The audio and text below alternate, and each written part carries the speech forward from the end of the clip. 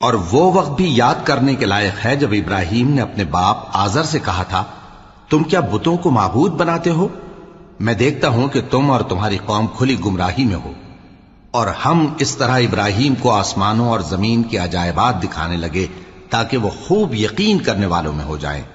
یعنی جب رات نے ان کو پردہ تاریکی سے ڈھانپ لیا تو آسمان میں ایک ستارہ نظر پڑا، کہنے لگے یہ میرا پروردگار ہے۔